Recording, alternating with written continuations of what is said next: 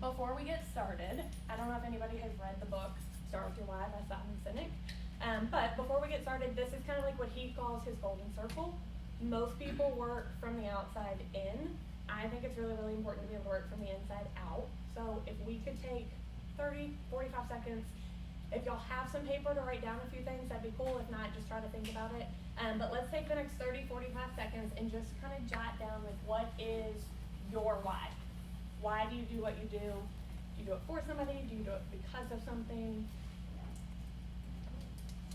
Just jot it down.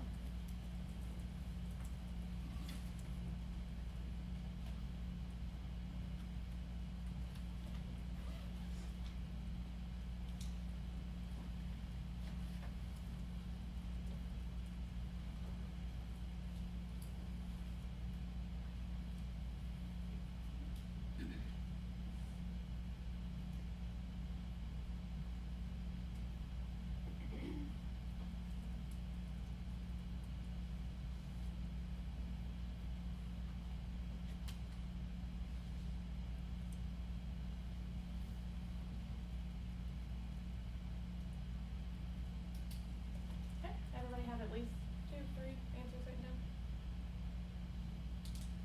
Perfect. Okay, so again, starting with kind of working our way from the outside in, what do we do? As realtors, y'all don't just blurt it out, you don't have to raise your hand. What do we do as a realtor? What do other people think that we do as a realtor? Sell houses. Okay, what else? Take naps. Okay, probably. Take people to Okay. showings. Okay. Okay, so, Coffees. yep, basically, if we're keeping it simple, we help clients buy houses, and we help clients sell houses. Okay? How do we do it? What are some examples that we do? Larry, if somebody calls you and says, hey, Larry, wanna buy a new house, what are some of the steps that you take to help them? Well, thank them, set up a consult, and help them get on the avenues that might put those properties in front of them. Okay? Anybody else? Jake? Yeah, if you want to pre-qualify them, maybe talk to them, make sure it's a good idea for them. If you're looking for a house, I try to be their friend first, before just selling them something that maybe put them in a bad spot. So try to look out for them. Okay, perfect. All right, what about if somebody calls you and says, hey, we want to sell our house. We need a new house. Rodney, we want you to list our house. What are some of the steps that you take to get there? How do you sell their house? First thing I do is set an appointment right away. Okay, And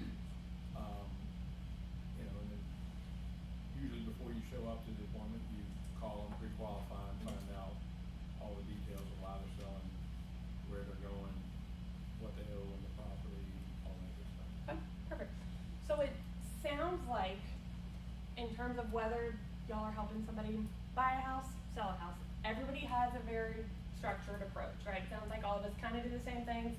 Schedule an appointment, get you pre-qualified, try to get some information up front, meet face to face. Everybody has certain systems that we follow, and I would imagine, of course only if it worked the time before that, but you do generally do the same process every single time. If somebody's buying or selling, you kind of just eventually go through the motions, right? I think the thing though that what really sets us apart and how we can kind of separate ourselves from other people is why do we do it? So I think a lot of realtors always focus on, not always, but a lot of realtors focus on more like the transactional side of it. Of, hey, you wanna buy a house, you wanna sell a house, I'm gonna get you from point A to point B, and then I'm gonna be done. I might call you here and there if it's a 1-year anniversary to say, hey, or if I heard or saw something on Facebook where you're moving. So I think this is the thing that I think a lot of people kind of forget the step. And I think this can be the most important one. So is anybody in here comfortable sharing one or two of their whys? What are some of the things y'all wrote down? Why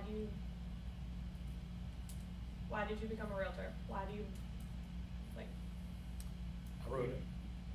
Freedom, but no covers that, please. okay, A high quality of life for my family and loved ones. okay, Time. more time or scheduled time or, Having my own time. okay? Money. Okay. Guiding people through important life experiences. Okay, being able to help people? Help people achieve the American dream. Yeah, awesome. Not having to work in corporate America. Okay. Some of the things that I wrote down of just also share mine. It allows me to be present with my family. I get to make other people happy. I kind of joke about just bringing my own sunshine. Try to always be in a good mood, be happy, let other people be happy as well. Being able to show gratitude to others. And making it a stress-free process for the clients, right? Everybody, that's how you're gonna be able to have them pass your name along to other people. So how do we figure out what our client's why is? If we were gonna try to find similar ways, if I know, for example, and it sounds like for y'all too, if family is important to me, and that's why I do what I do, don't you think that some of your clients also value their family and are probably moving because they want better for their family as well? Okay, so what are some examples of how you could figure out what their why is? Build a relationship. Okay. Ask and listen. Ask questions. Yep. Yeah, I mean they're simple things. Like I'm not trying to trick y'all or anything.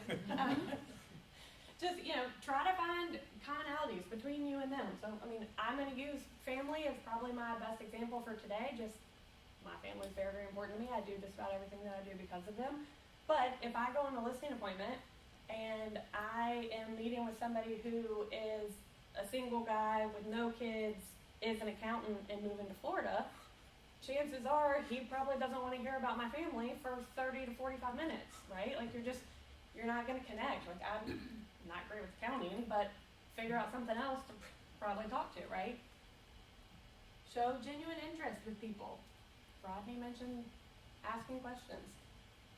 An easy way for that is try to notice things when you go on appointments to their house, when they pull up. What kind of car do they have? Do they have any decals on their car? Little things that you can kind of pick up on, whether it's pictures around the house, decor, toys, anything. And use their names. I know that sounds really, really silly, but I think it means a lot to people when you remember their names, their spouse's names, their significant other, kids, whatever, whoever they're talking about. Okay, listen to understand. I know that Dean did a class a couple of weeks ago that really talked about this as well. Listen to understand what people are saying, not just listening with the chance or, hey, I'm just really, really trying to start talking over you as soon as you say something. Chances are the more you just kind of sit there and pause and listen, the more they're going to start telling you. Show that you care. Don't just tell them. If you say that you're going to do something, hey, Larry, I'll follow up with you on Friday at 3 o'clock before the weekend.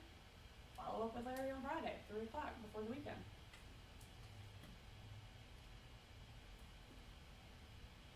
I think this is a big thing too, recognizing that everybody's values are going to be unique to them and very, very different. We're not going to connect, or we're not going to have similarities with everybody that we meet, right? Like how boring would that be if all of us were the exact same person? But I think it's one of those things of you've got to be able to be respectful and make their values seem like they are also important to you. If they are moving because they love their favorite sports team and that's who they want to be closer to go see the games, if you're not a big sports person, fine. Act like it. Tell them you think it's cool. Try to find different ways to be able to show that you actually value what they care about as well. And then last thing, treat people the way that you want to be treated. I think it goes a long way. Kind of a cliche, but be nice to people. I think a big thing is too, write it down. Don't be afraid to take notes when you're talking with people and read them before. Again, I said if I was going to call Larry Friday at 3, if he was telling me that him and Jen are going to the pumpkin patch over the weekend with the boys, write it down. Part of your check-in on Friday could be, hey, I hope you, Jen, and the boys have a great weekend. try to put in those little tidbits that you remember, showing them that you cared and that you were kind of paying attention to what they were talking about. Any other ways that you guys can think you can try to find some commonalities? I think put them in the right environment to be able to have those types of conversations. Like, I guess it depends on where you are in the process, whether it's just COI or an actual prospect, but you're probably more likely to get some of this information if you go to coffee versus meet in the office, or go for a walk versus meet them wherever. And paying attention to the environment you're in, you can probably learn more about it. Mm-hmm. I'll just say, kind of like writing down, I bought my car from CarMax 3 years ago. Mhm. Recently went back to CarMax, I texted my guy, said, hey man, you still working? He said, yeah. I met him and he clearly like read his notes. He was like, we're still in real estate, we're still driving X amount of miles a year. Mhm. Just knew everything from 3 years ago. And it just was it made a good impression on me. And I was like, this is why I come here, because it was good customer service and he paid Yeah. attention. It made you go back. Mm-hmm. And would probably say, hey, if, Lavender was buying a new car, Oh yeah, hey, Lav, call this guy. yeah, 100%. Cool. Anybody else? Y'all are quiet today. Ben? So how do we infuse the whys in the process? Or how do we take somebody's values and blend that into selling their house? It's kind of like objection handling. I mean, you bring back the motivation into it all the time. Mm-hmm. Good. So a couple ideas. Call in at appropriate times. If you tell me, I know that, for example, Ben's got 2 little ones at home, that 5:30 to 7:30 window is probably not the best time to reach out to them. They're probably in the middle of the whole craziness of dinner, bath time, bedtime. So try to pick up on little things like that of when you can reach out. If I know that you work night shift, I'm probably not going to call you at 12 o'clock noon, because that's the middle of the night for you. Has anybody ever done or heard of gratitude calls? Text? Okay. Has anybody ever gotten a gratitude call or a text? How did it make you feel? Good, really good. When was the last time you sent a gratitude text or made a gratitude call? Yesterday. Yesterday? Awesome. I have one from Larry saved on my phone from November of 2020. Love it. Right. Don't have any from you. I have some from Kaitlyn. Yeah, there we go. I do send them. I'm just selective with it. It's fine. Good. So we've got to figure out a way to really kind of be able to focus on more of like the quality than the quantity. I don't really think you have to have a group of 50 people with you at all times. Set up a coffee or a lunch. Be intentional with your time when you're with them. They're also giving up time out of their schedule from their work, family, sports, life, whatever it may be, to be able to give some time to you.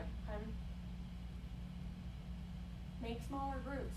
So again, I would imagine if you host a event and you've got 50 of your past clients come in, if your event is a 2-hour time frame, the chances of you really being able to kind of get around and touch 50 people in 2 hours is probably pretty slim to none. Hey, how are you?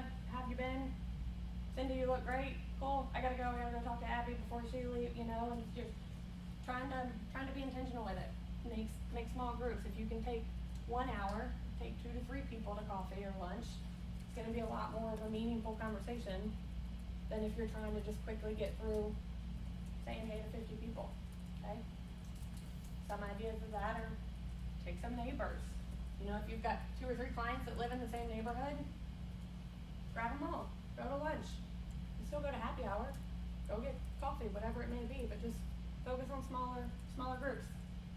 Co-workers, I know, Kevin, Laura both do a really, really good job of Capital One employees.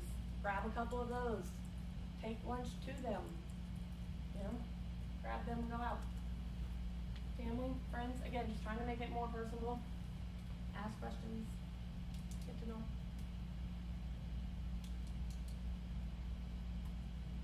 Okay. So basically, in in summary, if you do this, and if you are able to connect with people more kind of like on the one-on-one, smaller group levels, you don't need all of the parties or events or constant gifts every time you go to check in with somebody. Hey, I brought something for you, you know. Call them and say, hey, I've got some clients right now that just went under contract. Their parents built with me with RCI probably 5 years ago. Their house is literally on the way to the neighborhood that I used to work in. I passed it every day. Was not the best at calling to check in. Sent her a text about 2 months ago, just, you know, hey, drop by your house every day. I hope you and your mom are doing well. I know the kids are probably back in school, which means sports schedules are crazy. Just wanted to say hi, and I was thinking about you. 6 weeks later, she called, hey, our daughter wants to sell her house. Instead of using somebody she works with, can you come chat? Okay? It's just a little thing. It's a thought that counts. Okay? So again, I think working kind of outside in, everybody knows what we do, right? Like there's like 5,000 of us in Richmond. Everybody knows what a realtor does. Everybody generally knows the steps of how we do it. But really being able to focus on your why of trying to find commonalities with your client's why, to really be able to set yourself apart. In the book, there is a quote that Simon says, it says, people don't buy what you do, they buy why you do it. And what you do just simply proves what you believe. You know, you can stand up here all day long or stand in front of your clients and say, hey, I'm gonna give you X, Y, Z, I'm gonna call you every week, here's what our team does, you know, it looks good on paper. But if you don't actually follow up with them every week, you're just showing them there, you know, hey, I'm gonna say this, but I don't really believe it. So make sure that you're doing what you're saying that you're gonna do and being able to connect with people. And then hopefully at the end of it, I mean, at this point, you've created enough conversations that are not only about real estate that you should be very comfortable with being able to ask them for referrals to friends, family, what have you. Kaitlyn, how often do you find that if you're having those conversations that you don't end up having to be a pit bull about asking for referrals? I will say I'm probably a wimp when it comes to like calling people and saying, hey, I'm only calling you about real estate and asking for referrals. I have just found that is not very natural for me. And if I feel awkward about asking you, it's probably also going to sound pretty awkward. But I don't ever feel like I have to be more like a pit bull about it. I think it's one of those things, if I'm genuinely calling you of, you know, hey Larry, how have you been? How are you and Jen? How are the boys? How's life? Once we get through that, you're naturally going to turn the conversation around and say, okay, well, how are you and Matthew? How are the girls? How's work? And it just kind of becomes a very genuine but easy conversation. Yeah. You know, of, hey, here's kind of what I'm looking for, or I'm in this new RCI neighborhood, here's what it is. You know, anybody that's looking, kind of becomes more of like a natural conversation. It makes sense. It's like in our conversations with other people, their careers, what they do at work is probably going to factor in somehow, but we always assume that they don't want to know anything about what we're doing. I found that, like you said, by having the routine conversations and kind of knowing who they are as like a comprehensive person instead of just a dollar opportunity, usually they're all over us trying to get whatever insider information Right. we have. Yeah. And I think too, I mean, everything that we do is kind of always blasted on the news, but it's only the negative. You know, I mean, nobody ever really blasts of how great it is to be a realtor when rates go down. It's always the rates rise and, you know, damn the feds, whatever it may be. You know, so I think it kind of gives you a good way too to be able to shed like some positive light on it. I just know personally, let's say that you and I only speak if I'm a client of yours, and the only time that you call me is just to say, you know, hey, I moved over here, I've got a new office, we've got a new neighborhood, do you know anybody looking to move? I mean, eventually I'm going to start thinking, man, Larry only calls me when he's looking for something, you know? But if I'm calling you to check in of, how did the pumpkin patch go, how's track and field going, how's soccer, whatever it may be, you know, then you really kind of start to, you're always still top of mind with them without being forceful about trying to ask for business. Kind of comes. It'll just make them want to help, you know. Yep. They want to kind of return the favor. If they can. Yep. Yes. Yeah. Yeah, Oh, I'm thank looking at you. you, yeah. I have a comment and then I have a question for you. Okay. One of the things that you said I think is really important is just notice commonalities and really seek them and search for them. Mhm. If you're new in the business, guys, like, if you need to build more confidence, find something in common with people you're talking to. It builds confidence right away, so you can obviously easily talk about it. So I thought that was a really good point. Caleb, it sounds like a lot of this stuff is like you're trying to build friendships with people. Like you want to almost become their friend. Mhm. How do you balance that with like you build a close relationship with somebody and they're like, hey, let's go get drinks. You're like, I'm good. I don't want to Yeah. I want to hang out with you every single week, but Yeah. but I want to be close. Right. How do you balance that? Don't get me wrong, I do like to have a glass of wine here and there. But I think it's one of those things of people are going to be respectful of your time as long as you're respectful for their time. You know, so if I'm calling you and asking you for coffee or lunch or breakfast and telling you I want to try to take you to lunch on your lunch break, it kind of also sets the tone for when they're calling you to invite you. You know, so by kind of telling people, hey, I want to respect your values, it kind of also in turn lets them mirror what mine are as well. So generally speaking, I mean, if I'm not calling and asking people to go to a bunch of happy hours or go out every Friday night or Saturday night, when it's their turn to invite me to something, that's probably not the route that they're gonna go. That makes Love it. sense.